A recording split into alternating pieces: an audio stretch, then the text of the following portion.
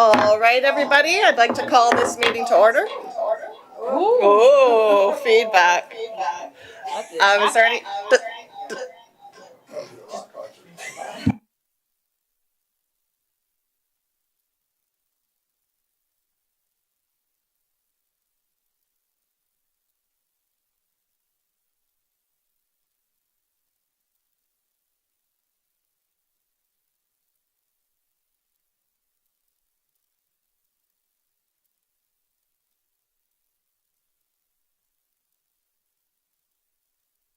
Okay, so... Oh, yeah. It's the reverb stream. I mean, we might just have to have Echo Fest, but it'll be pretty distracting.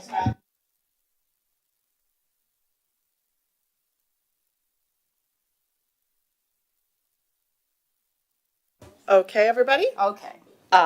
It's fixed. Oh, thank you.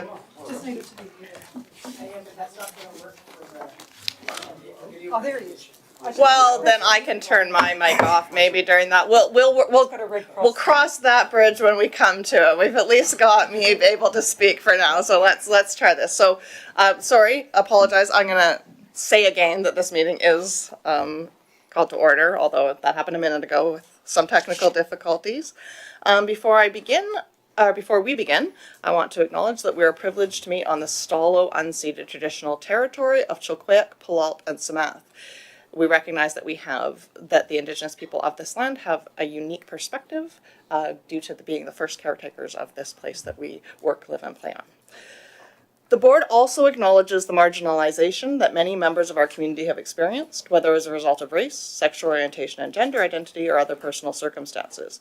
The board is committed to providing a working and learning environment that recognizes the inherent dignity of all persons, that is inclusive of all, and that treats everyone with respect.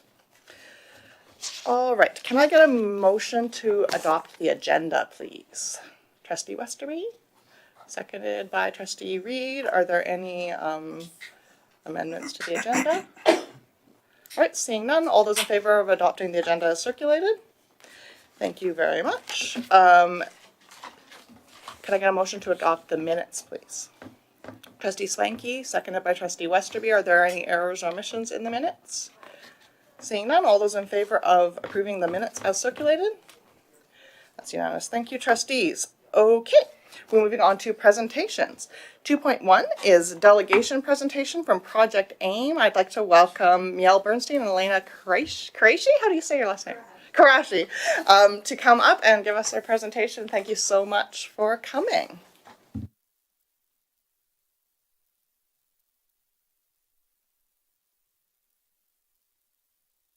You will need to press the right-hand button. Okay. So we're here from Project AIM. We provide access to incontinence and menstrual equity. We'd like to thank the board for this opportunity to speak, acknowledging that we live and work on the traditional, ancestral, and unceded territories of the Chiam, Selekwa, Skokul, and Skowaluk people.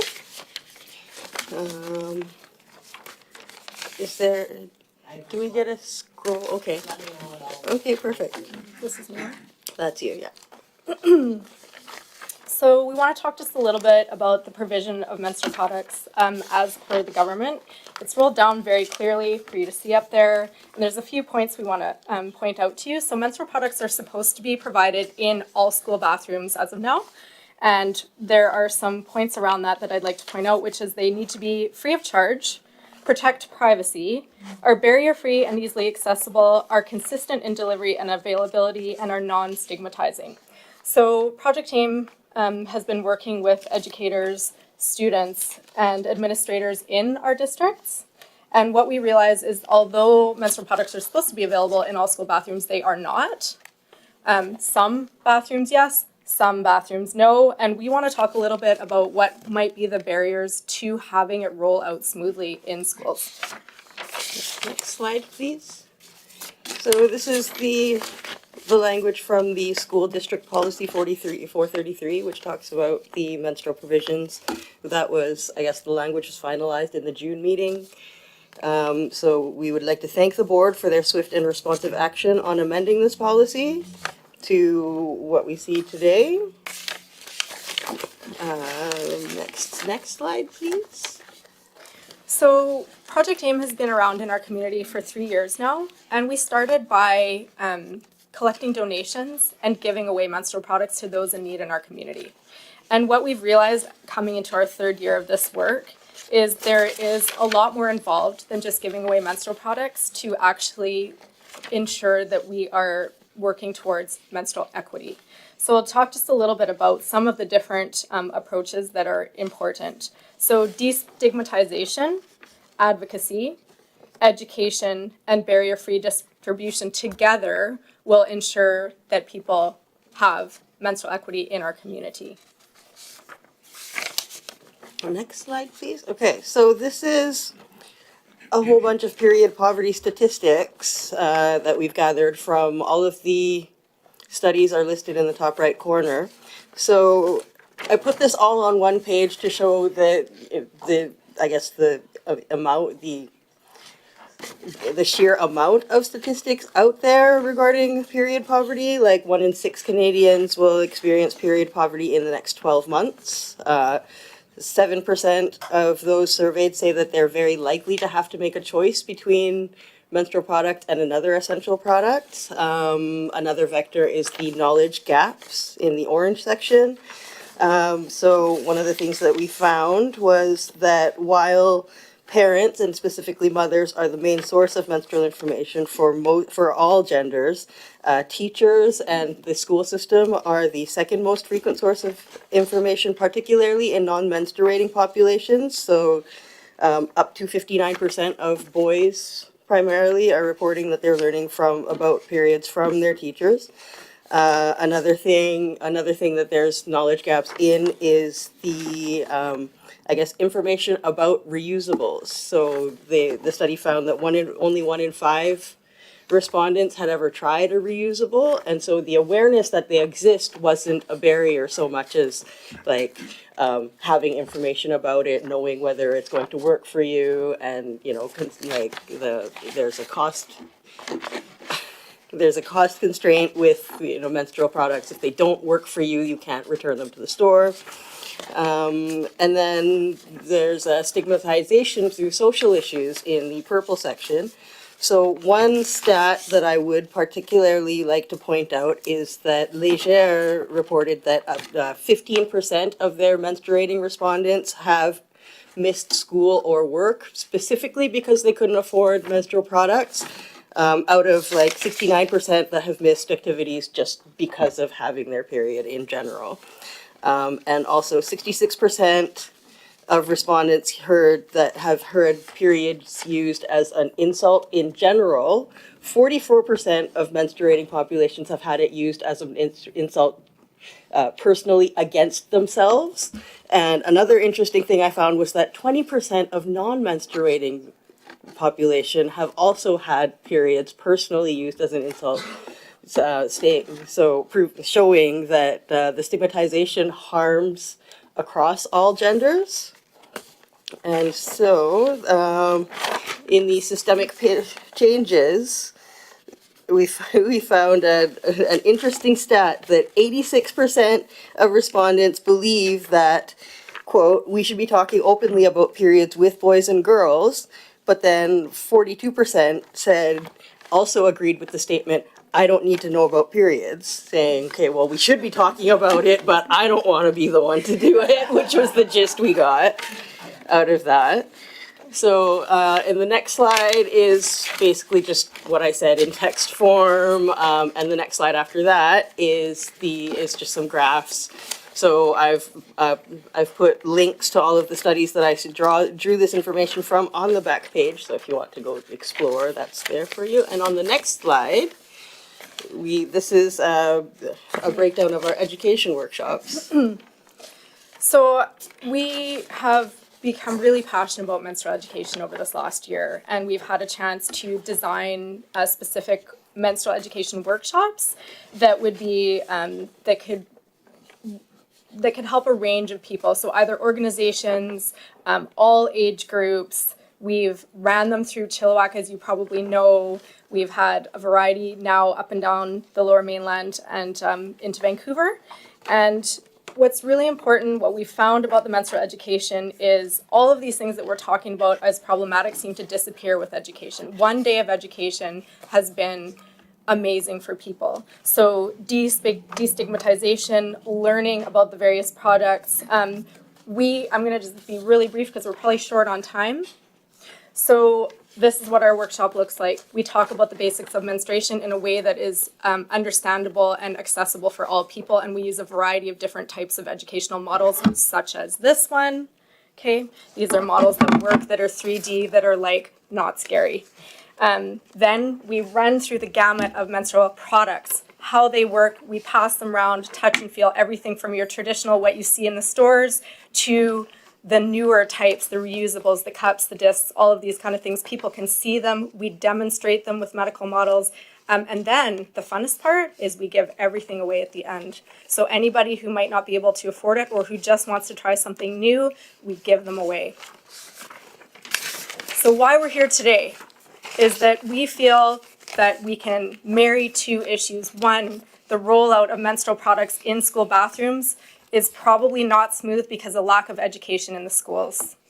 The lack of education in the schools happened for a variety of reasons, but what we found out is the community nurses used to do menstrual education in the schools, and since COVID, they do not do it at all anymore, and it was waning before anyways. So it has now been passed over to the health teachers and the gym teachers, and I guarantee you, the PE teachers in our district, for the most part, do not want to do these menstrual educations and are not doing them. So we have been the recipient of a grant.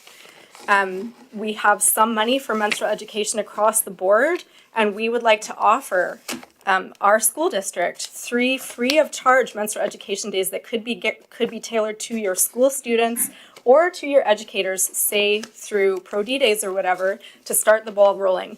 Have we done these already? Do we have experience? We've done them as community projects, but we've also already done our first menstrual education at Hope Secondary School and got really, really high acclaim. You can talk to them about how it went, and we're booking more now. So you guys are our home school district, and we would like to partner with you and make sure that our school district is a leader in menstrual equity across the province. Thank you so much for the presentation. Are you finished? Okay. Yeah. So I just want to say thank you so much for that presentation. It would be the superintendent who would be talking to you about possibly the actual doing it in schools, but I'm going to open it up to trustees to ask questions now, if anyone has any questions. Can you just push your button? This one? Yeah, the same one you passed before. I had one. Trustee Bondar. Okay, is mine on? Yeah. Okay. Oh, thank you. I never need to miss an opportunity to say that you guys do excellent work, and this is just so reflective of what is known in society. What is known in society is known about male bodies and not female bodies, and this is such critical information. The numbers discuss, like, wow, really awful. And my own 2 daughters have experienced that for sure at school. So thank you so much for this work. It's really important, and it's reflective of how much the patriarchy ekes its way into our society. Thank you. Trustee Westerby, you had your hand. Again, I just want to say thank you for coming down and for giving this presentation in such a short 10 minutes window. You covered a lot and really backed it up with data and tied it right into the district. So it was a really great presentation. I just want to applaud you for that. I also want to speak to the board and point out to the very bottom there, the United Way Period Promise Research Project. And we've also worked together through United Way and myself and through with MLA Patton to do some of the presentations and the projects together. And those were really well received. And I just want to let you all know about the personal experience I had and how well it went. I just want to say thank you again. Thank you. Trustee Swanky. Thank you. I have a couple questions, but I think first just really want to appreciate the presentation and the work that you're doing both in addressing period poverty and period stigma. So I think the first question is just related, the implementation of the provision of menstrual products in our school district will ultimately be measured on the impact on student well-being. I'm wondering, that's not how you would measure successful implementations. I'm wondering if you have any reflections for us as a district on how we can measure successful implementation of this policy. I appreciate that maybe some of you want to reply on a future email, but any thoughts at this time are appreciated.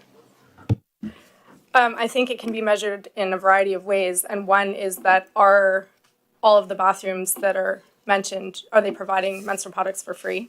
And are they always stocked? That would be one way to measure the success of the policy. And another way is one of the mandates is that there is student feedback. And so I feel like we could absolutely go to the student body and ask them for their feedback on how this is impacting them.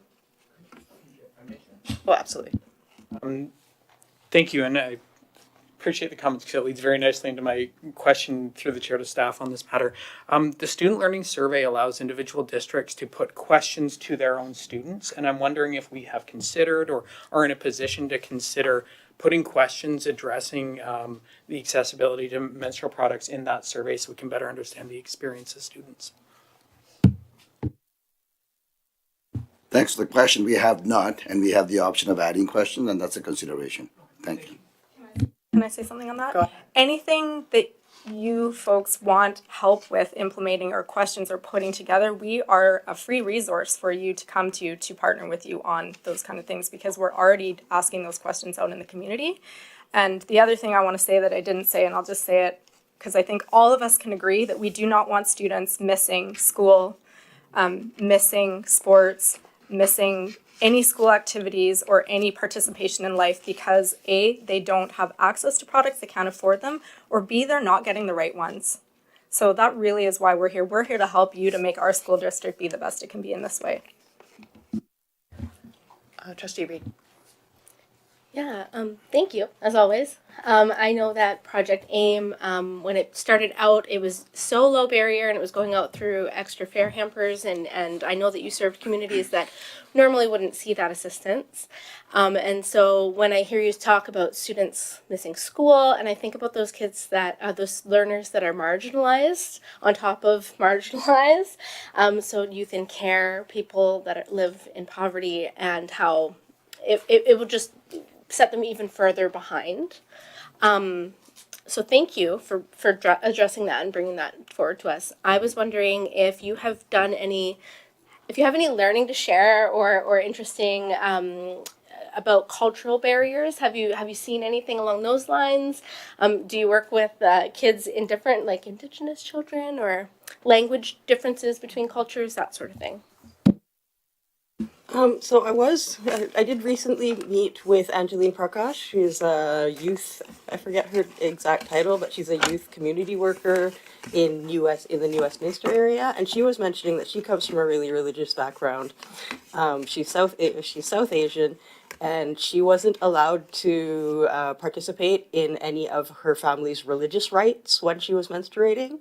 And so she came from a family where it just wasn't discussed, and so just the ability to do that was eye-opening and also freeing for her. And now she works as a youth advocate.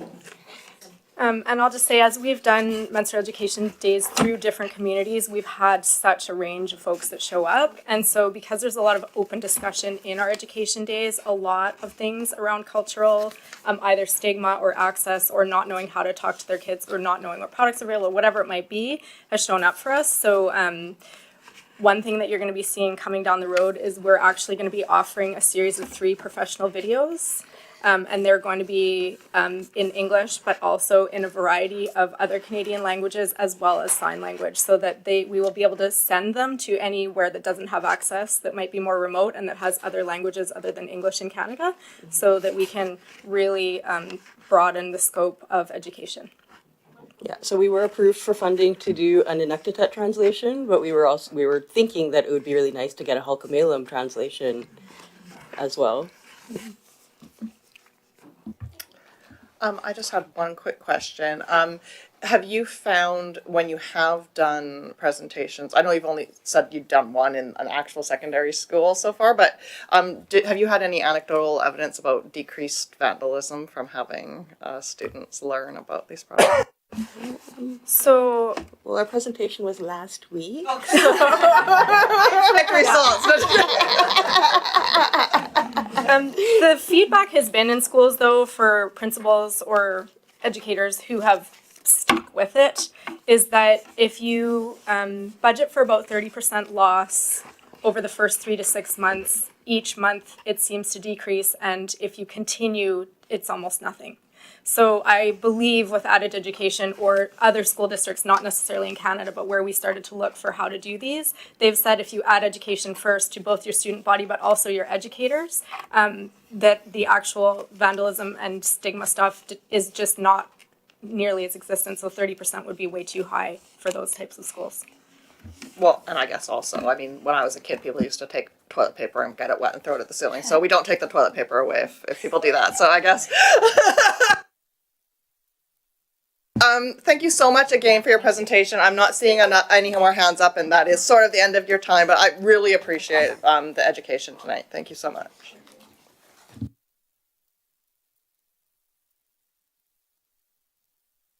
Okay, and now we're on to 2.2 strategic plan update, 90-day cycle. So thank you. Just really quickly, this is around, as you know, last year we started talking about why we do the 90-day cycle. And one of the biggest reasons would be that schools can actually plan and take advantage of a shorter cycle for their consideration. It also helps schools focus on less number of goals, and they can be really in tune with what transpires and take active measurements. So this is, again, we talked about spending time December, March, and June is when we bring information to the Board of Education, as well as the framework of enhancing learning report comes out at the end of September. All of this information and data gathering asks the question, are we actually moving towards the goal attainment? I think is really key. So I'm going to turn this over to Assistant School Superintendent David Manuel, and then Mr. Jordan and Dr. Savage will also add. Thank you. Thank you. So, yes, we've got it up there. This is a slightly revised format from what you've seen before, but it still has the same 4 quadrants, and we have 13 bullets where we're highlighting some of the work that happened in the last 90 days. I hope you've had a chance to look at some of them. Some of them are one-pagers that are coming from learning services or from the district. And then there's also some of the stories coming out of the schools, which are also really interesting to see. Because of time, we're just going to highlight 2 areas. So we will start with video, which is about our work on October the 6th. Many of you were participating. I think everyone was involved in that. Couple things we want to highlight is that whole session was video recorded. So now if you go to the website, every one of the keynotes, it has a separate video piece attached, which allows people either that need to go back and review something can do that. We also have a short 3-minute video that was made that kind of captures the feeling, and that's the one we want to share with you. But it's also something that we're finding schools and other folks can share out with like with parents or other people that you just know needed to hear some of that message. So we're going to play this 3-minute video just to remind everybody of the impact of that. A piece as a follow-up in February. Denise Augustine is the provincial superintendent for Indigenous education. She will be joining us to do a session where we're looking at some of the themes. We had over 850 people respond with some very thoughtful comments about the impact of that day on them. So we're theming that, and then we're going to do a workshop that she's going to lead for our district, just around what do we need to do next in our journey on truth and reconciliation. So we'll take a 3-minute look at this video, and then we'll move on to one other topic we want to share.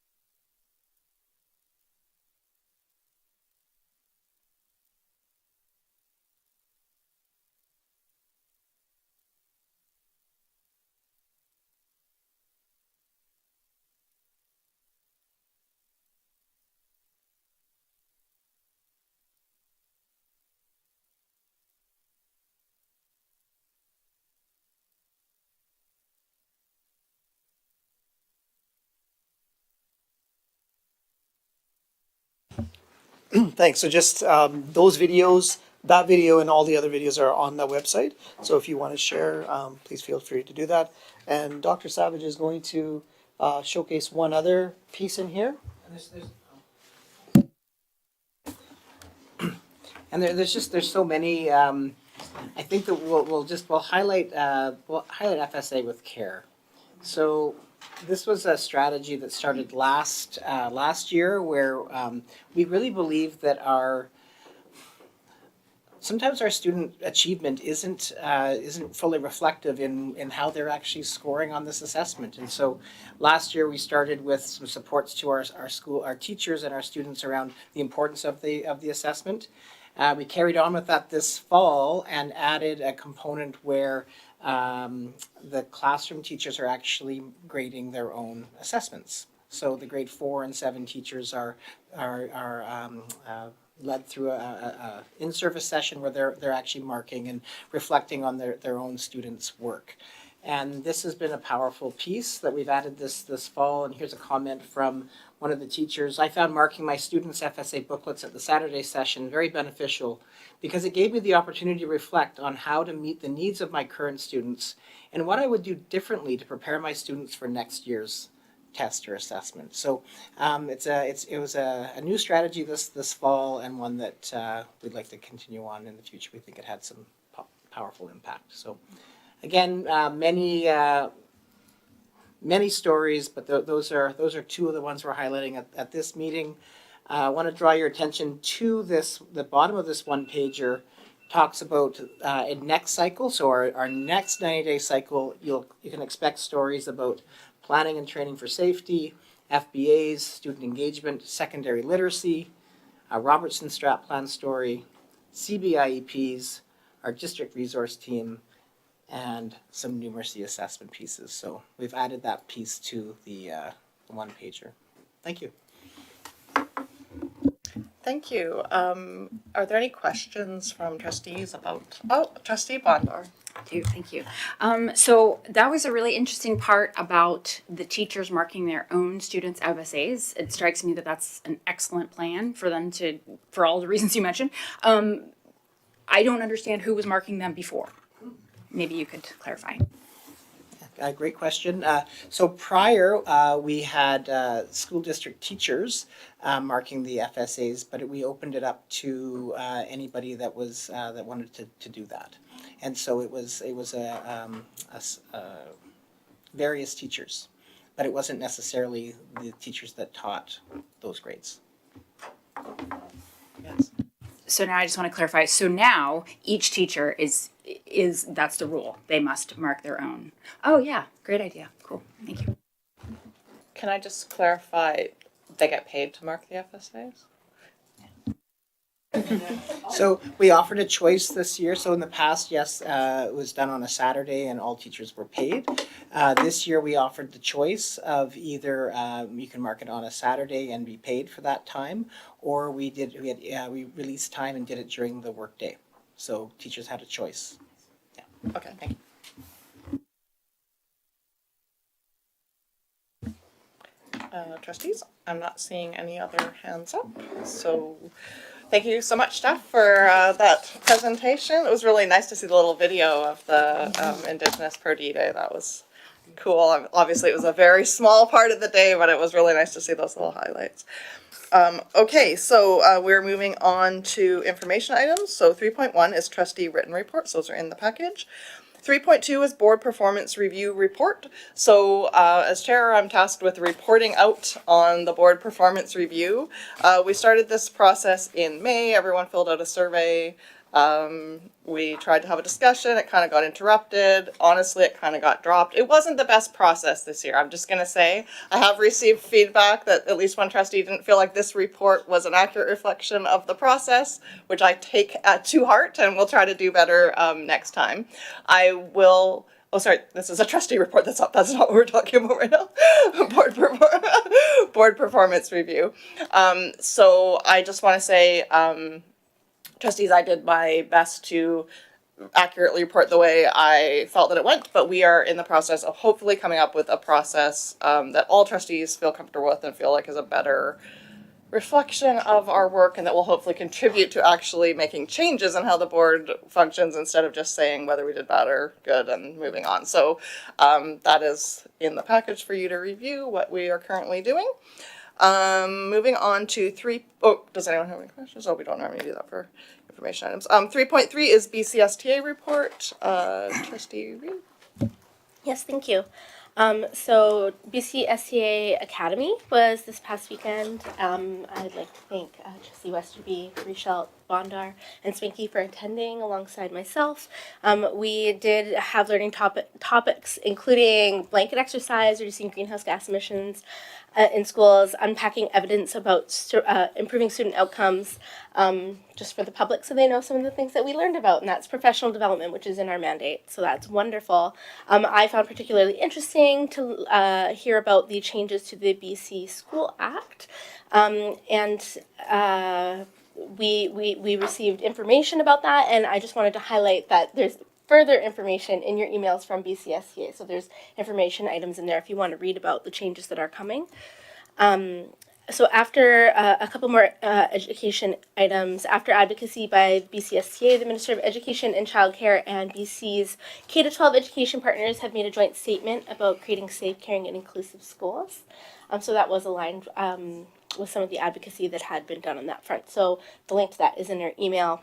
Some of the other information items that have been sent out recently include the BC Principals and Vice Principals Association annual report, and Stats Canada information about trends in elementary to post-secondary student enrollments, graduation, and tuition fees. So I just like to highlight some of these things that get sent out in emails because I think sometimes they can get missed, especially this time of year. I would also like to point out that we do have surveys for Academy that we should fill out, and we should give them our feedback on what we experience and what we would like to see. So please do that. While we were at Academy, we did have a branch meeting. Our next branch meeting is the AGM and working meeting on Monday, January 29th, led by our president, Trustee Swanky. There is information on that in your email as well. And then Provincial Council is February 24th. And the very last thing would be that BCSCA is having a financial and resource management learning session on January 11th. And the information on that is in your email if you want to register, and it is online. It's basically just highlighting some of the great resources that have been sent out because I know it's been a busy time of year. Thank you. Thank you, Trustee Reed. Any questions, trustees? Okay, we are moving on to public participation, comments, or questions regarding the agenda. The public board meeting is the formally designated means of transacting board business. 2 public participation periods are provided as a means for ensuring that community members who are present in the audience have an opportunity to provide comments and or ask questions about business or issues pertaining to the board agenda. There are 2 public participation periods with an allotted time of 15 minutes each. Speakers will be limited to a total of 2 minutes each. Speakers must state their full name, relation to the district, and which agenda item they are speaking to. I do want to point out that 1.1 is not an agenda item that's open for discussion. Matters currently under negotiation or litigation or related to personnel or student circumstances, including names or specific classrooms, are not permitted and will not be addressed in the public participation periods. When requests or questions are directed to the board, actions or answers to many questions may be deferred pending board consideration. The chair may indicate another means of response if questions cannot be answered at the time, e.g. operational items. Community members who have other comments or questions are encouraged to contact trustees or the superintendent via email. Speakers must be timely and courteous. The chair will advise speakers if they consider the content to be discourteous or not aligned with the agenda. All that being said, please come to the microphone if you have a question or comment regarding the agenda. Yes. Hello, please state your name and relation to the district. My name is Dr. Daryl Ferguson. I'm a grandparent in the district. Parent, former trustee. I'd like to, I'm turning my clock on so I get my 2 minutes. I'm referring to, just so you know how it goes, I'm making a comment and a question, and it refers to Bylaw 5. I'd like to refer back to the board review performance evaluation to tie into this. According to Principle 10, an ineffective board is arrogant and detached from the community and ignores its input or capitulates to vocal minorities. An effective board is in touch and in tune with the community and listens to its input, provides quality leadership, and keeps the community informed. With that background, I'd like to make my comment and question. How does this board demonstrate commitment to this principle number 10 when the agenda today is considering preventing the public from making comments in a public meeting regarding student achievement or curriculum, or when the chair gets unilaterally determined which questions are acceptable? How does this board justify today's election when several members are involved in lawsuits?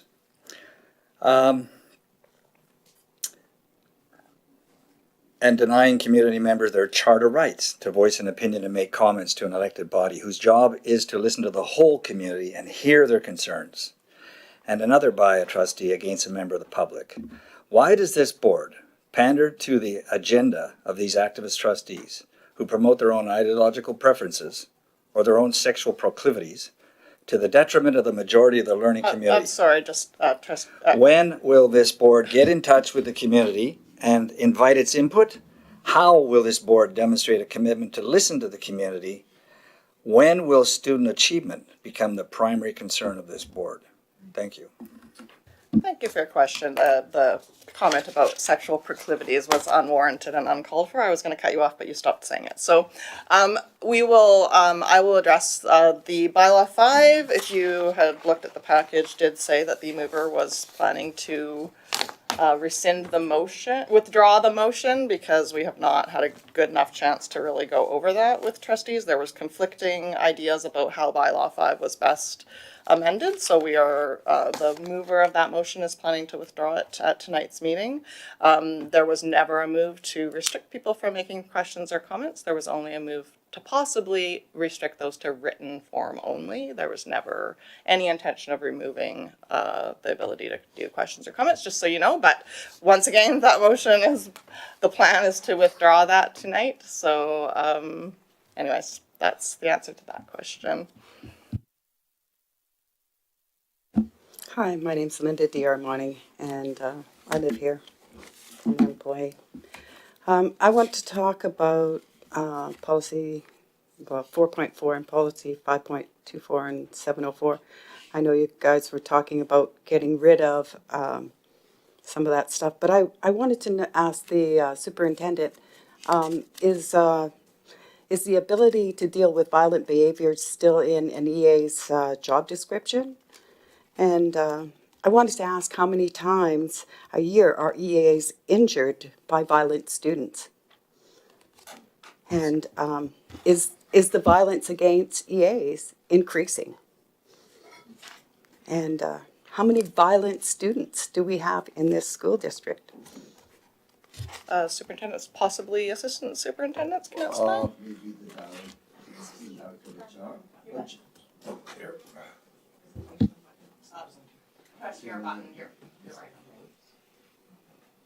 Sorry, Linda, you need to push your button.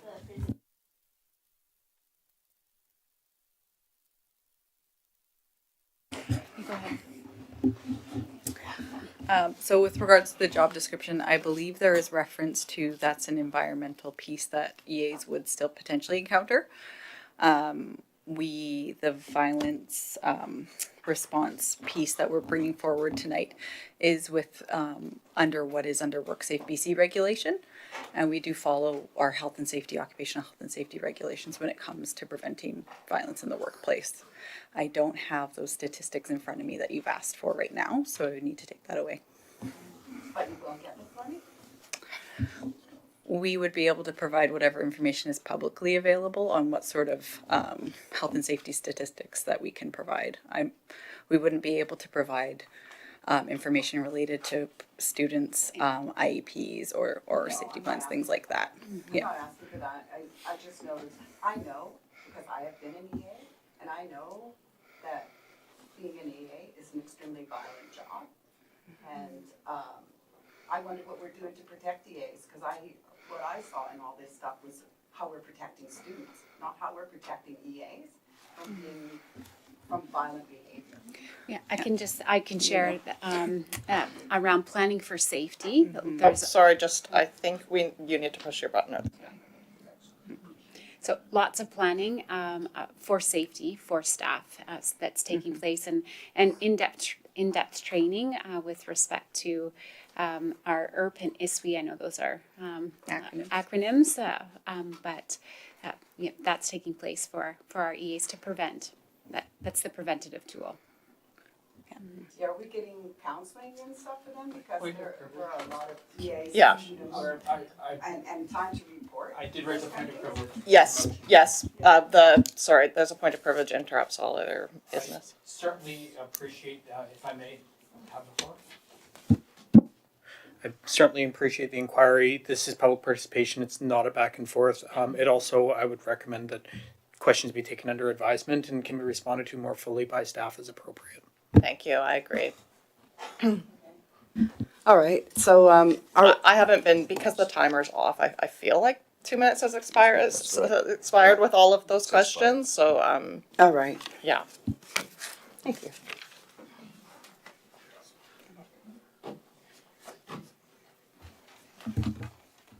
Are there any further questions?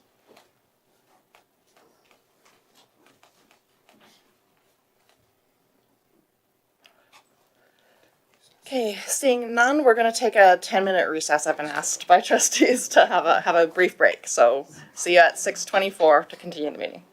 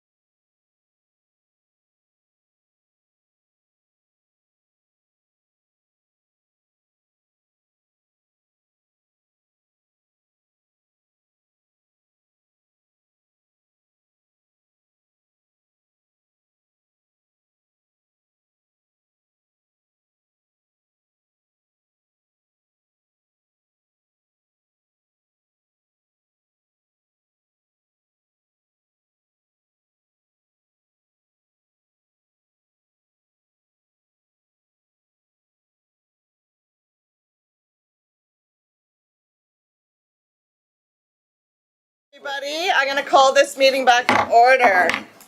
We're on to action item 5.1, which is 2024-2027 three-year school calendar.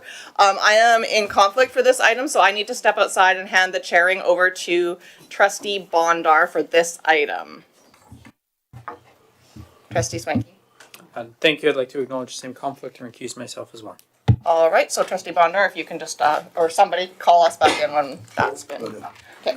I can. And Superintendent, over to you for Thank you. this to 5.1. Thank you, Trustee Banda. So, as you know, I brought this in the month of November. The part of this was, I talked about the three-year calendar framework, that we've actually had a conversation with the CTA table officers. This is the very first time for a three-year calendar framework. Was sent out for consultation. So on page 2 of the report are the data pieces that we actually received back from the community.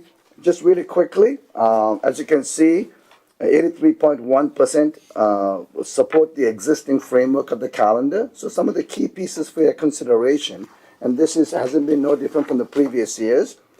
Each calendar year has a 2-week spring break, one administration day at the end of June, and that changes based on the cycle.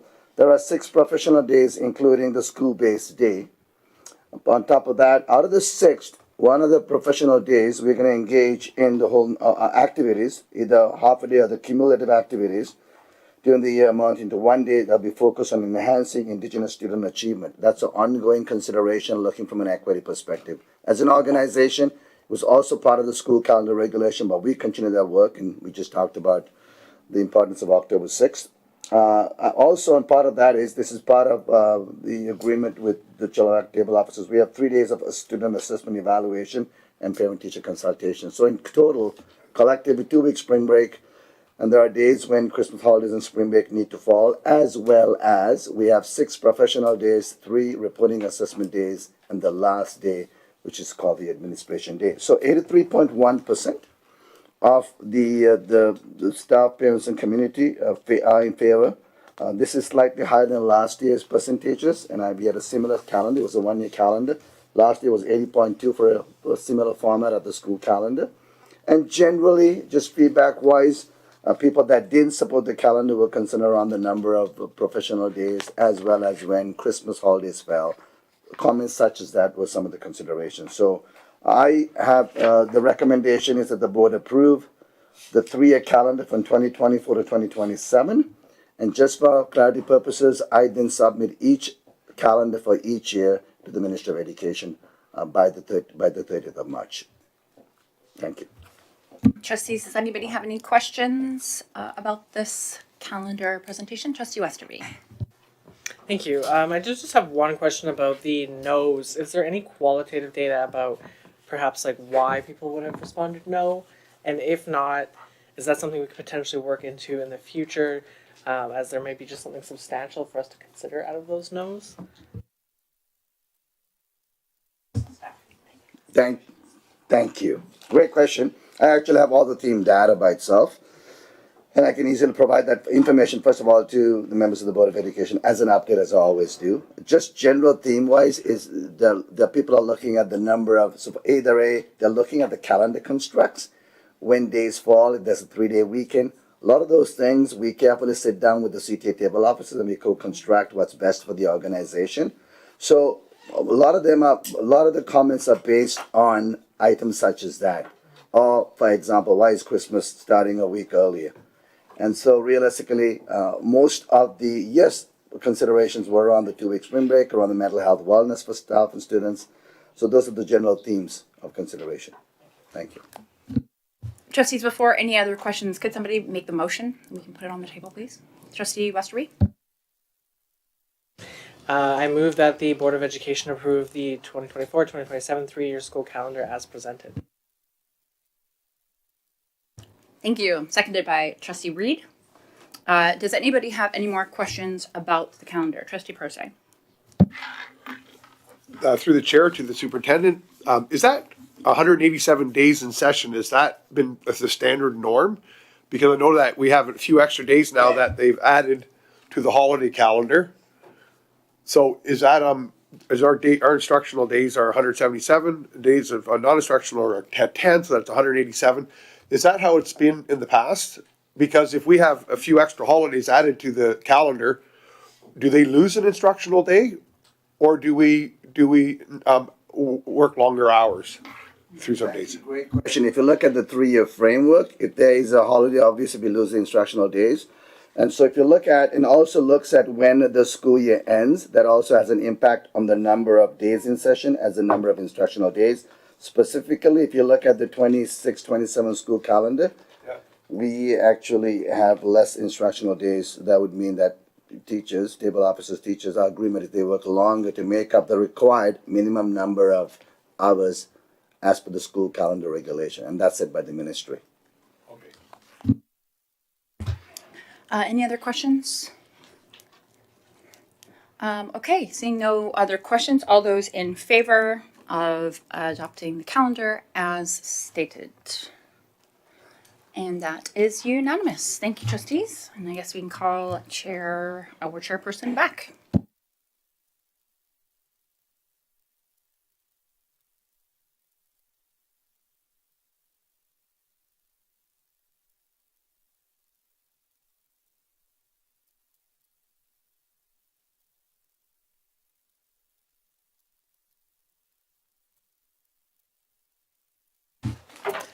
All right, trustees, are we, oh wait, we're missing one, sorry.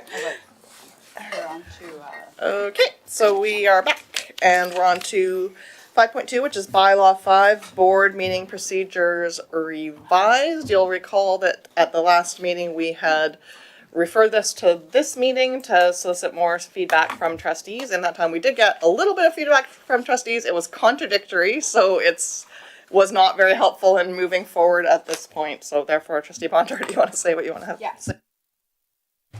Therefore, I would like to remove the motion. Withdraw the motion. Is there any objection to withdrawing the motion at this time, trustees, with the proviso that the plan is to discuss bylaw 5 as a whole board and try to get it into a form that we all like so that we can maybe bring it back one time for revision? Is there any objection to withdrawing? Okay, seeing none, we're going to withdraw that motion. That motion is no longer on the floor. It's off for now. Okay, we are moving on to 5.3, Policy 161, Education Policy Advisory Committee Amendment. Superintendent, do you want to explain? Thank you, Board Chair. So it's in a package. As you know, we are ending the revision of a policy manual analysis. It basically is pre-work, and if you go back and look, and part of this conversation is that when we did our summary, on December 8th, 2020, Policy 161 was reaffirmed at that particular point. But what transpired was that we were still using old policy manual indexes because we were just starting our journey by themselves.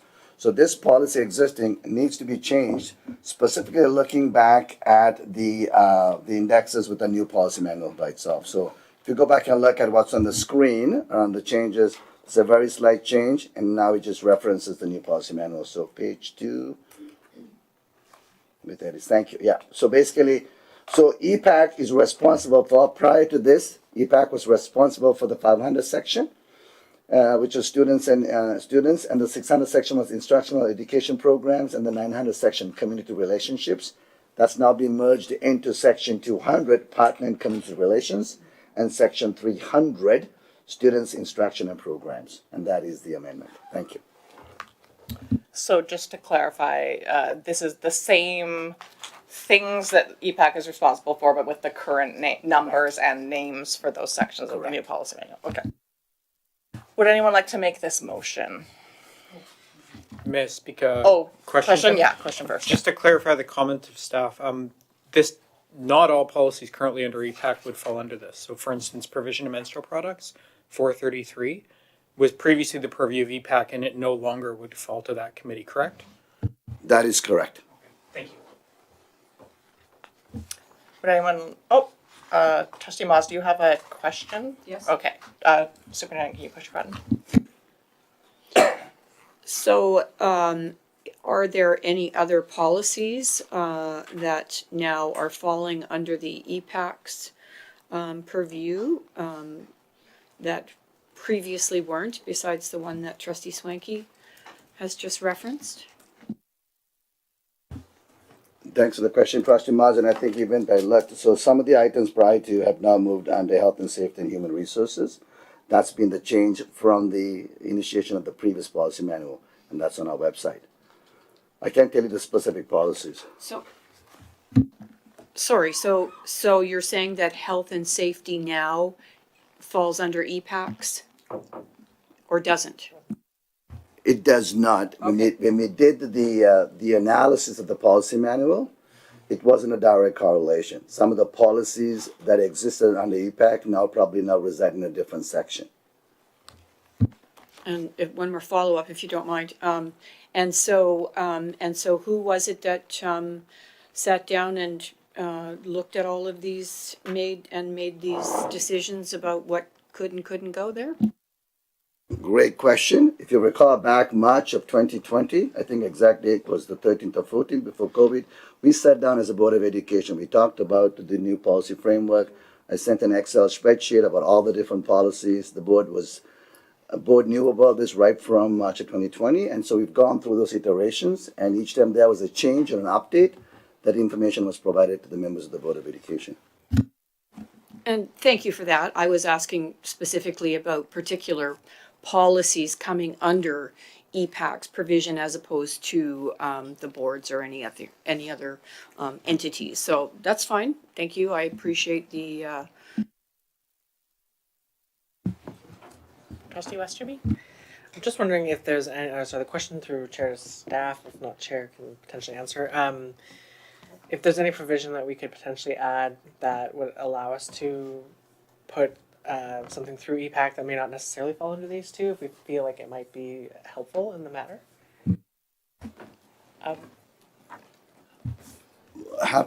We got to be very, and I think that's a great question. Have to look at the consideration for the policy manual. We want to be able to follow a framework, and so realistically, if there was a policy, that required consultation among our partners, there's something we would consider because I think that impacts the whole organization. So there might be some anomalies along the way as we look at policies. Hope that answers the question. So it sounds like, yes, this may not necessarily have a mechanism in it, but we still could potentially do that if we need to. That is correct. So I think a great example is that I think at the November 7th public meeting, there was a policy on the docket to be repealed. It was policy 503, delegation of interviewing of students by police in school settings. There was an admin procedure. Part of the consideration was to garner feedback from partners around the impact on marginalized students. So there are opportunities such as that. Can I just clarify? So based on past experience, it seems to me that we would, like, say if we were creating a new policy, someone could move to run it by EPAC before, regardless of what number it went under, for example. And then, but what this is saying is that as part of our general policy review, it would only be the ones that are under these numbers that automatically have to go through EPAC, but any policy at any time could get referred to EPAC if we, for some reason, wanted EPAC's feedback, correct? Thanks. That's great clarity, and you're right. So on top of the existing policies within the framework, if there was a brand new policy up at the board's table, there's nothing stopping the board from requesting that to be sent to EPAC for further consideration. Trustee Reed? I'm prepared to make the motion. I move that the Board of Education amend Policy 161, Education Policy Advisory Committee. All right, seconded by Trustee Bondar. I feel very confident in the explanations given tonight. I think this policy serves us. Anybody else wish to speak to the motion?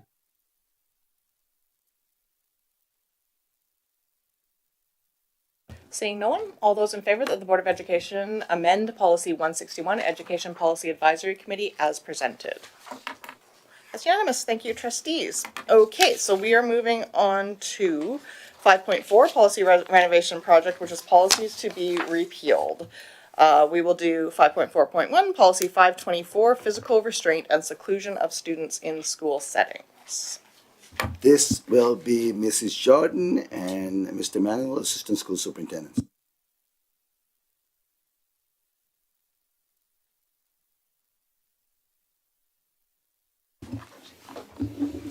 Thanks, Rohan. At this time, our recommendation is that the Board of Education repeal Policy 524, physical restraint and seclusion of students in school settings, and for the reason that it is operational in nature. We have updated our admin procedures utilizing the guidelines set forth by the Ministry of Education, and we've done that in with some consultation with AC, as well as with the DPAC executive, as well as there have been a few parents that have brought some questions forward, so in consultation with those parents as well. So that's our recommendation. Trustees, are there any questions before we move on to the motion? Seeing none, can I get someone to make the motion? Trustee West. I move that the Board of Education repeal Policy 524, physical restraint and seclusion of students. Is there a seconder? Trustee Bondar, thank you. Trustee Westerby, do you want to speak to that motion?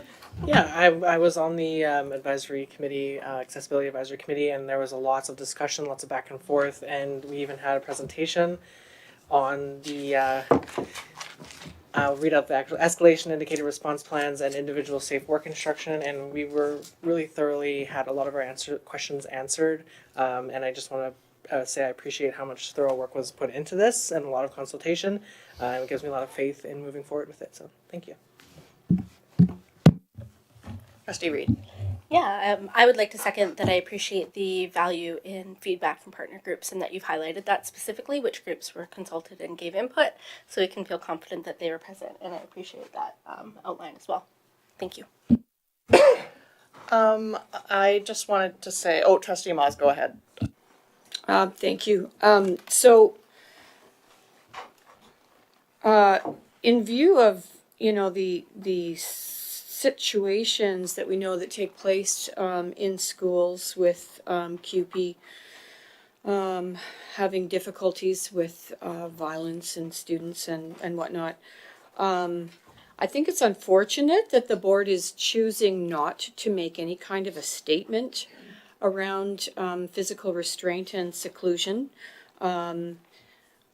My fear is that this would lead people to believe that the board doesn't really speak into this. We just simply go along with the district states that it is responsible for maintaining a safe and secure environment for students and staff. And who do parents go to when they have issues in this concern?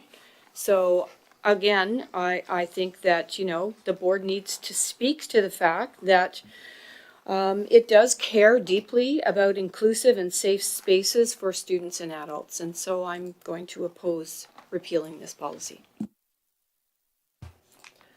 I just wanted to say I'm in favor of repealing. I understand why some things are better, like there's no need for redundancy, but I want to say, and I think I mentioned this before, so I'm hoping we can just make a note. I do think we need to amend the expectations for the superintendent to include that the superintendent will always bring to the board any either new admin procedures, any like elimination of admin procedures, or any revisions to admin procedures, because there have been quite a few policies now that we've repealed based on the fact that admin procedures are in place, but the superintendent is solely responsible for those. So I think that needs to be clearly laid out that if there was a change, the board should be informed. So I just want to put that in our head that maybe that could come forward to another meeting, because I think that that's just important.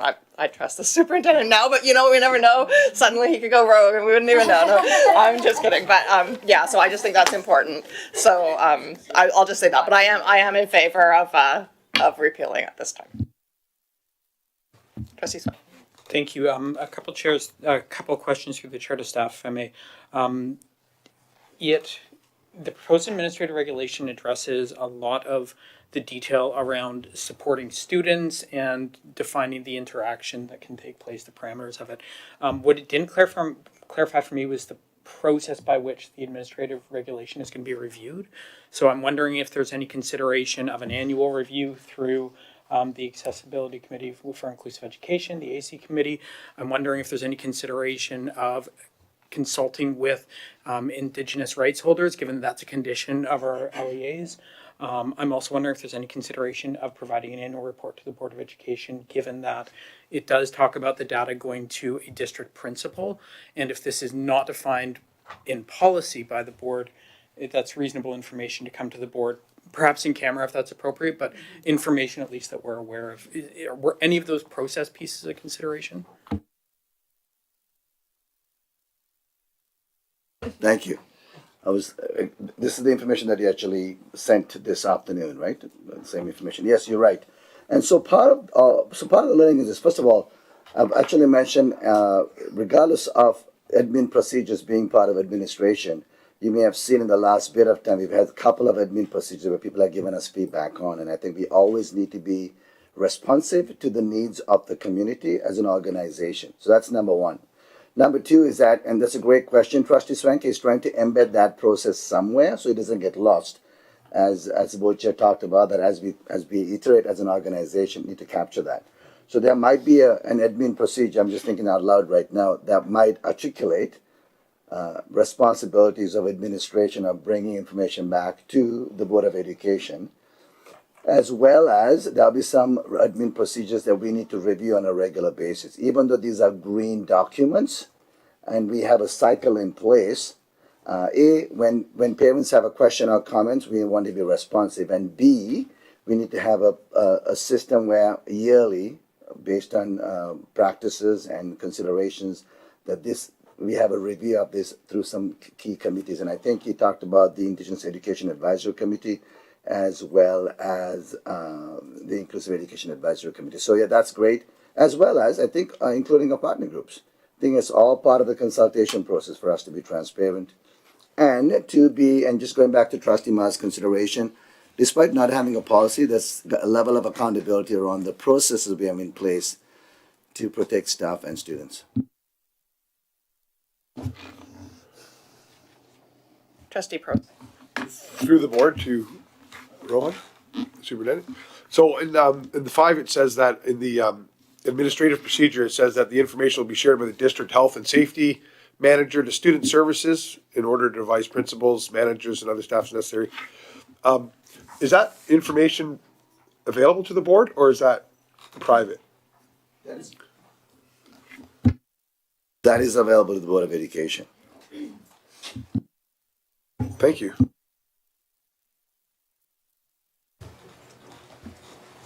Trustee Westerby.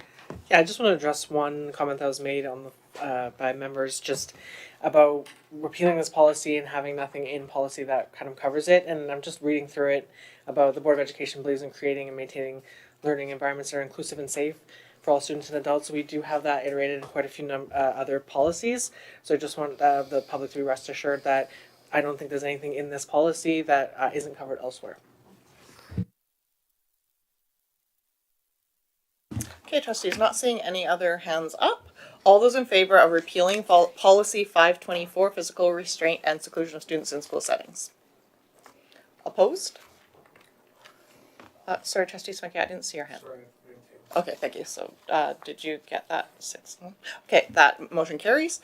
5.4.2, policy 704, violence prevention. So this is repealing this policy. Superintendent? The next due policies is Rachel Green, Assistant Director of Human Resources. There we go. Okay. So I have for your consideration our recommendation to repeal policy 704, violence prevention. Our rationale for doing so, making this recommendation, is that we have amended our administrative procedures. They are operational in nature with regards to reporting and prevention of violence in the workplace. In addition, I would like to point out, for your assurance, we do have embedded in board policy 545, respectful workplace, the board's commitment to ensuring a work environment free from violence. So violence is included in that statement and in the definitions as well. And then we also have a very robust internal workplace violence response manual that is administered by our district health and safety and student services and is informed by the provincial task force on workplace violence that has been occurring with the parties at the provincial level. So that's for your consideration. Thank you very much. Are there any questions about that before we make the motion? Trustee Swain. Thank you. I was just hoping for clarity on the composition of the district safety committee, which would review instances every month. Absolutely. So we have a district advisory committee on health and safety. It does have representation from our QP employee group, our teachers employee group, our PVP group, and our managers group. Trustee Westerby? Thanks, Chair. Question to staff, if there will be any reporting back to the board on instances of violence, whether public or in camera? We do compile aggregate data and statistics on a monthly basis with our district advisory committee, so we would be happy to share those in an in-camera with you as well. Yeah. Okay, trustees, would someone make the motion? Trustee Paul. I will move that the Board of Education repeal policy 704, violence prevention. Seconded by trustee Westerby. You want to speak to your motion? I do not. Would anyone else like to speak to the motion? Trustee Moss. Well, once again, I'm going to highlight some pieces of this policy that I find troubling that we're repealing. Basically making the board redundant on this topic. It says the board acknowledges its responsibility to provide a safe and secure environment safe from threats, acts of violence, and harassment in any form. The board has completed an assessment, so there was work done on this. They will ensure that the last paragraph, acts of violence committed against any person are to be reported to the principal or supervisor as soon as possible for investigation and resolution. So this is the board taking their hands off the wheel, and obviously there was an issue that the board felt strongly enough to put this policy in place. And again, it's a philosophical statement. So when we have the district in isolation with an admin regulation without the board's voice in any of this, complacency on the board's part. And so I'm opposed to repealing this violence prevention policy. Trustee Western. Thank you. Just want to address some of the points raised, and just acknowledging that it is imperative that we make these statements about safety, and just pointing out that we do indeed have several policies that make these statements, specifically policy 310, student expectations, rights and responsibilities. It lays out pretty thoroughly that students could expect the space free from violence, as well as even 315 weapons, and as was pointed out by Director Green, policy 545, respectful workplace. So it covers all areas of where we would see violence in policy already. So it really is a redundant piece, and laid out very thoroughly in the admin procedure below exactly what admin are supposed to do. So just want to speak to that, and thank you.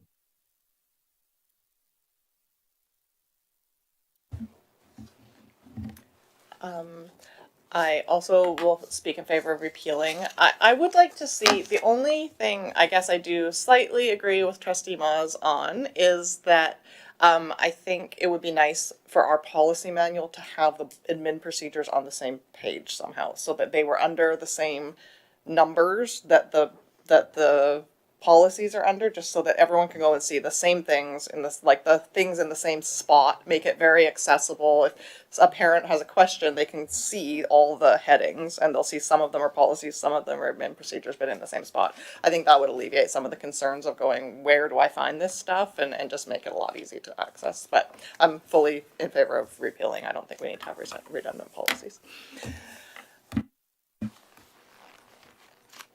Trustee Moss? So I've heard complaints from staff in our schools. If they have a child who has a violent episode in the classroom, that the entire class is vacated, leaving the one child in the classroom to wreak havoc and destroy the classroom. And teachers and staff are feeling very helpless. I've heard from several people actually in this regard. which is partly why I do not believe that the board can or should be silent on the issue of violence in classrooms. So we've got some work to do here, and I think not repealing this would be a good place to start. Trustee Spanky. Thank you, Chair. First, I just want to say I'm hoping we're being very careful about the way we characterize behavior in classrooms and that we're not mischaracterizing it as being intentionally violent or hurtful or destructive. I think that's really important when we're considering children and youth that we're tasked with supporting in the system. The second piece was just to say I appreciate the concern that somehow if there isn't something in policy, the board is not speaking into this. I don't agree, but if I was to look at that, I'd say, given that we know this exists within the system, we've not been well served by our policy. Maybe this is an opportunity to be more robust and more responsive through an administrative regulation that clearly, in my view, lays out the intention of it providing a safe working and learning environment. So I'll speak in favor, and I appreciate it. Not seeing any further comments. All those in favor that the Board of Education repeal policy 704, violence prevention? Opposed? Motion carries. Okay, so we're on to the last repealed policy to repeal, 5.4.3, policy 716, video surveillance. Is this Director Green again? We've come to the end of our journey. The policy repealed. So I'm bringing to you my last policy repeal, policy 716, video surveillance. We feel that this is a policy that is made redundant by our updated administrative procedure. We worked closely with legal counsel to ensure that it was adherent to privacy legislation and ensuring that that is protected as well in the procedure. As well, we do have the board's obligations around privacy embedded in policy 210 privacy. So we would still continue to follow that policy with respect to video surveillance. All right, do any trustees have questions before we make the motion?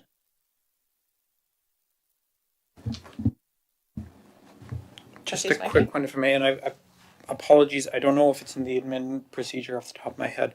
I believe the School Act outlines if there's cameras to be going in place at a school setting that they consult with the PAC.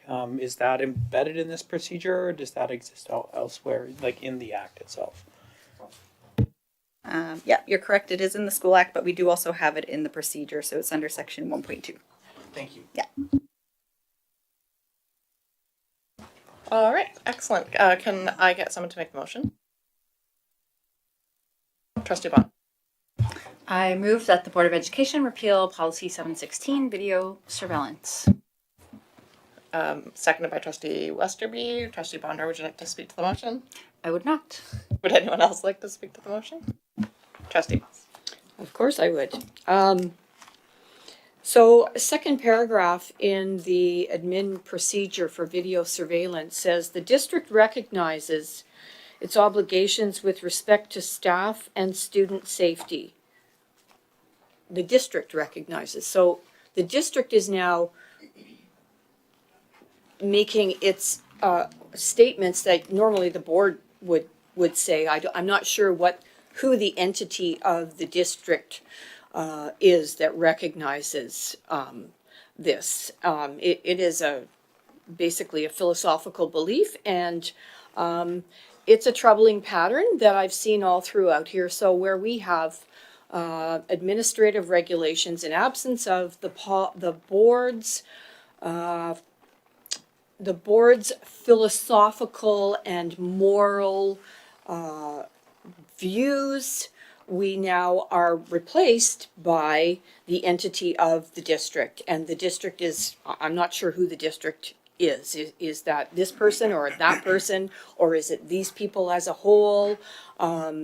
It's not the elected people. So that's a problem. That's a big problem for us. For us as a board, as elected people, that's the problem. Trustee Prosek. I would speak in favor of this because I think what is missing is that it's not based on people's opinions. It's not based on the district's opinion. It's just based on legal law. And so because it's based on the School Act and it's based on the Freedom of Information and Protection of Privacy Act, it falls under the rule of law, not the rule of an elected official, not the rule of the district's opinion. It falls under the rule of law. And I'd like to make that point. Thank you. Thank you. I would just briefly speak to, I think that the board sets our values through our values that we put into our, we have a list of values through our strat plan, through our mission and vision, and then also through policy. And I think that the board has lots and lots of philosophical statements. I would note that many times when we have put any kind of belief statement in a policy, there's been objection to having any kind of motherhood statements. I believe they've been referred to. So it is somewhat interesting to hear the objections to repealing policies now. But anyways, I just want to say that I think that's the way that the board articulates our values, and then we delegate some responsibilities to the superintendent. So when the superintendent does an amendment regulation and says that the district, in my feeling as an elected official, that does not offend me. I feel like that is acknowledging that the district is not just the elected officials, but the staff and everybody who works for us. We all collectively have these beliefs based on the mission, vision, and values of the district. And so I personally have no problem with that. Those statements, I like them, and I'm fully comfortable with repealing this. Trustee Swanky, did you have your hand up, or were you just? I do. Okay, then you can speak first because you. Thank you. Just a question regarding 8.3. It states the board conducts an annual review of surveillance systems, and I know that's from the School Act. I'm just wondering, like, what does that mean? Because I don't know that that's a process I've consciously been a part of, perhaps unconsciously.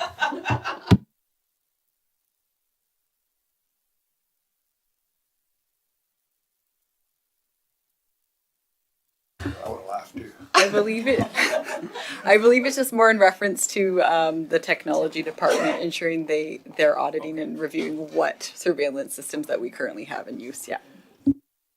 Yes. So this is acknowledging in accordance with the School Act, this is a responsibility of the board, and in accordance with our delegated practice, we delegate certain responsibilities to staff. This upholds that responsibility. Perfect. If I may, I'll just, to the use of language throughout this, it's consistent with other administrative regulations.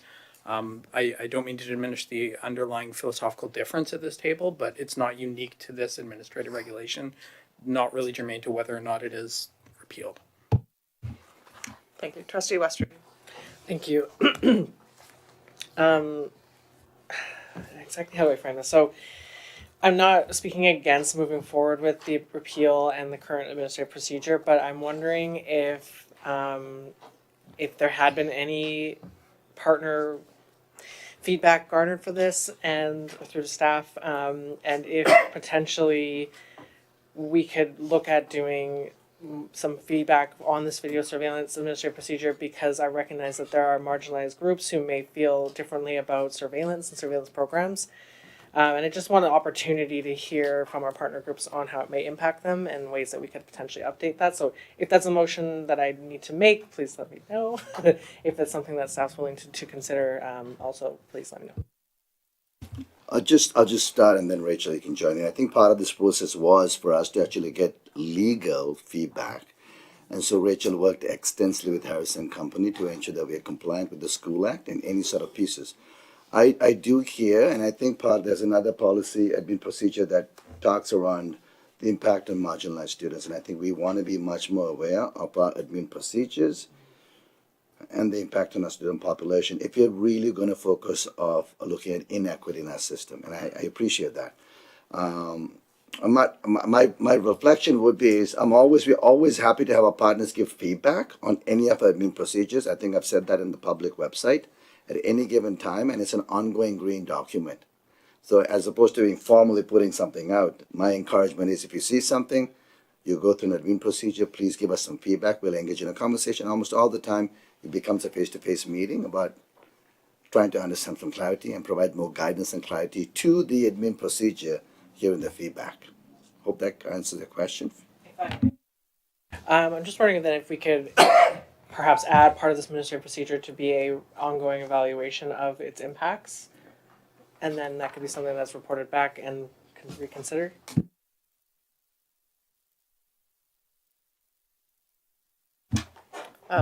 Would it be possible for superintendent, HR director to potentially talk about bringing some information back to the board at some point about that? Yeah. Okay, Yeah, great, absolutely. thank you. Okay, notes made. Trustee Reed. Yes, and just to add to that, I'd be particularly interested in the student voice in that process, just because I think it can be a barrier for student attendance. We're kind of thinking about staff and maybe parents' objections, but I can think of a few marginalized students that I work with that it might be a barrier, so I would just be interested if we're gathering feedback to add that lens to it as well. Trustee Prost. If you would read the end of it, it says in the review, it says in 8.3, it says the board conducts an annual review of its video surveillance systems in accordance with the requirements of section 74.013 of the School Act. It's already in place for reviews. So it's not a. Is that, that's a point of privilege for clarity, is that? Sorry, you don't have the, Sorry, is that a review of the tech or the actual process? it felt like before it was talking about the tech, I believe that was what Trustee Swanky asked. So yes, I think your question was separate, but I think we've heard a commitment from staff to also review the human impact as well. All right, not seeing any further questions or comments. All those in favor of repealing policy 716, video surveillance? Opposed? Okay, motion carries. Thank you, trustees. Moving on to number 6, meeting summaries. They are in the package. Number 7, public participation, comments, questions concerning the agenda. Same rules as before.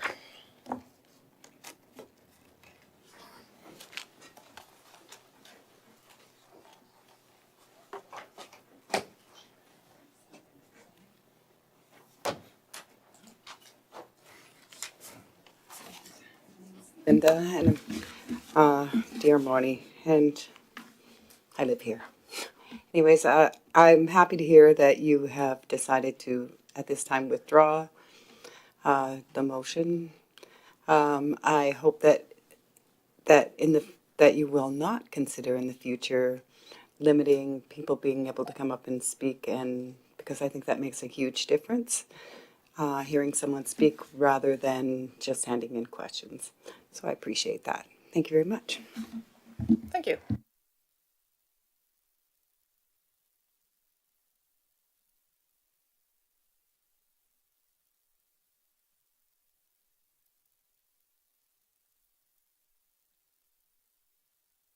Okay, I'm gonna move on if I don't see anyone come. So, like, if you're thinking, like, make your move now. Okay. Okay. I'm not seeing anyone else wishing to speak, so we are going to move on to number 8, superintendent's update.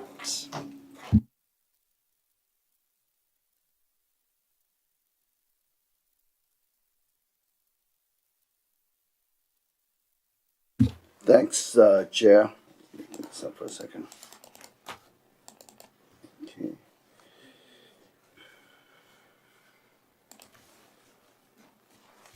Bit of a tech issue. Let me just make sure it's done properly. Screen mirroring.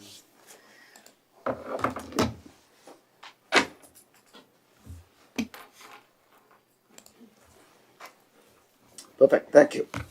I have one item today for presentation, and I'm just going to talk about it. So first of all, Chilliwack as a district, we have rapidly growing organization, and I think our collective entity is the whole notion of being able to celebrate every single student and staff member in our district, and this is through the lens of super diversity.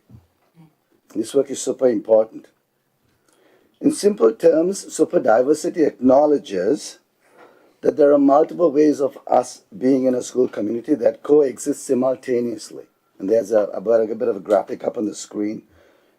Right? It's recognizing that it's a multi-dimensional experience of intersectionality, that we all share the responsibility, and there's a slide for intersectionality, in able to create a safe space. And I'm going to talk about the whole notion of belonging and why belonging is so important in the work that we do today as an organization. And so carrying a safe and caring school community, where all of us can see ourselves in the school community, And the bigger piece is that we become champions for the human spirit, for every single student and adult in our system. You know, students' well-being are really the center of the K-12 system across all 60 school districts. When students feel a sense of belonging, safety, and acceptance, it impacts school attendance. And I know for all of us educators in the room, we've worked in the system, we know about that particular piece. Feeling of attachment and connectedness to adults in the system, which has a tremendous impact on academic achievement.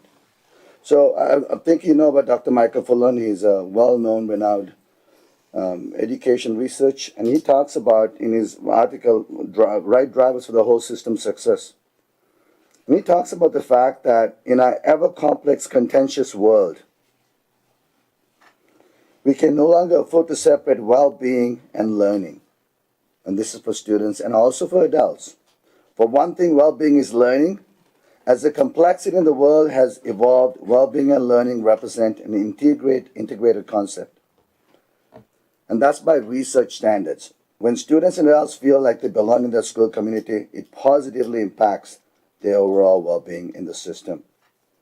Every adult in the system carries the responsibility to proactively create a safe, caring, inclusive learning environment for all students that supports the experience of safety, dignity, and respect. And this comes up in a lot of the policy work that we talk about.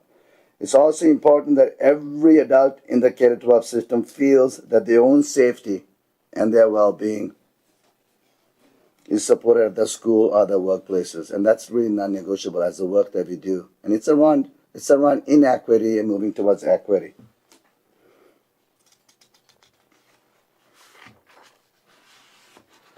The province created the RACE, which stands for Expect, Respect, and a Safe Education strategy.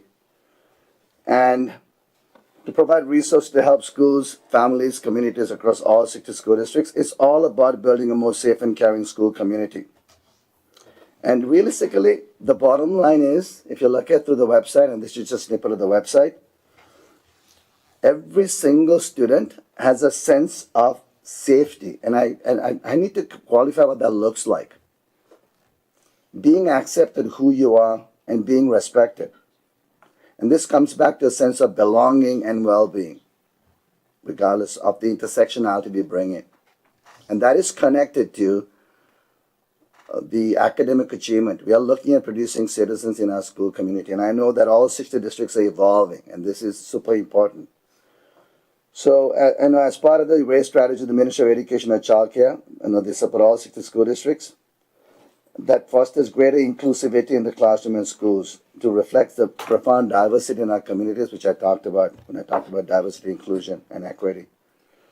And they've been developed in support of all the different school districts and recognizing what goes on. And so some of the pieces we talk about in this would be, bullying in our school system. What do we have to do to create a sense of safety?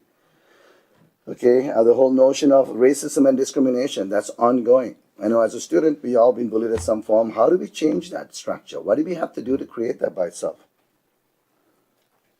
The whole notion of sexual orientation and gender identity, understanding from an inclusive lens by itself. Substance abuse from our collective system. And so part of the belonging theme that districts have is that districts that include adults and students create that safe, inclusive school environment. That pinpoints all of that. The whole notion of social inclusive education, creating an inclusive structure. The whole notion of dealing with racism in our system. Systemic racism by itself, bullying. For all students of all sexual orientation, gender identities, or expression, regardless of the race, culture, and religion. And this is really important. This came out recently. You don't have to read all of it. So on Friday, November 24th, Minister Rachna Singh, Minister of Education and Childcare, and Sonia Fastenau, MLA for Cowichan Valley. And there's a host of organizations, the BC School Trustees Association, the BC School Superintendents Association, the BC Association of School Business Officials, the BC Principals Vice Principals Association, BC Teachers Federation, QPBC, BC Confederation of Parents Advisory Councils, Federation of Independent Schools Associations, First Nations Education Steering Committee, First Nations Schools Association, and Métis Nations BC. They released a statement about the importance of creating a safe and inclusive school across all 60 school districts, and that's not negotiable. And the reason I bring this up is it's so important for us to be able to listen and to be able to reflect, right? So this is the statement in 3 parts. And so the what's in blue talks about all BC provincial education partners for K-12 have joined Rashna Singh and MLA Sonia Faustino are standing together in solidarity to ensure every school is a place where all students deserve to be welcomed, included, respected in a safe learning environment, while being fully and completely themselves. And that goes back to the whole notion of super diversity, intersectionality. We can't forget that. And every single student, no matter what comments we make, impacts a sense of belonging and well-being. And we as adults have a huge responsibility, a big responsibility. Statement 2, there's no room for any type of discrimination in our schools. Talks about the BC Human Rights Codes. It says every school in BC should be a place where everyone is welcome. No student should feel unsafe or excluded. That extends to trustees, adults in our system too. Statement 3 is want to recognize all the work being done to ensure students and staff are protected from discrimination at schools. And this is around the inequity that I talked about and working towards equity from a system perspective. Building an education system that is welcoming for all students, staff, and families with a focus on student success. So going back to Dr. Fullen's work around the whole notion of achievement and well-being, and a sense of safety. They are connected from research and all the work that we do. And if you're looking at looking at making sure that we are looking at the educated citizen, the work that we do day in, day out from creating a sense of belonging is profound. And finally, this is a profound statement. You all know, and this is a beautiful quotation from the late Richard Wagamasi, one of Canada's foremost First Nations authors and storytellers, that signifies the importance of creating a safe space so we can feel a sense of belonging. He says, we are a story, all of us. What comes to matter then is the creation of the best possible story we can while we are here. You, me, us together. When we can do that and we take the time to share those stories with each other, we get bigger inside. That's around belonging in our school community. We get bigger inside. We see each other. We recognize our kinship. We change the world one story at a time. And that is about providing supports for every single student and adult in our school system so they can simply thrive. So thank you. Thank you, Superintendent, so much for that powerful statement. Trustee Bondar? Thank you. Yeah, no, I just wanted to say that as well. Thank you so much for bringing this statement to our school district. It's been really wonderful to see the minister and, people right at the top denouncing a lot of the misinformation and the issues that we have been dealing with, and particularly in this district as well. It's nice to have a working, format of how this can look moving forward, how we move through it.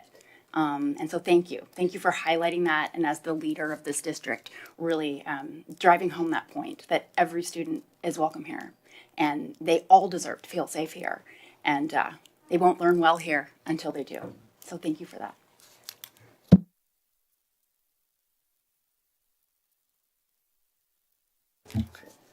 Okay, I don't see any other questions. So therefore, the next Board of Education meeting is January 23rd at 2023 at 5:30 p.m. Trustees, I need to remind you, we have one more agenda item from our in-camera meeting, which we have to reconvene that in-camera meeting after this. But this meeting, the public meeting, is adjourned.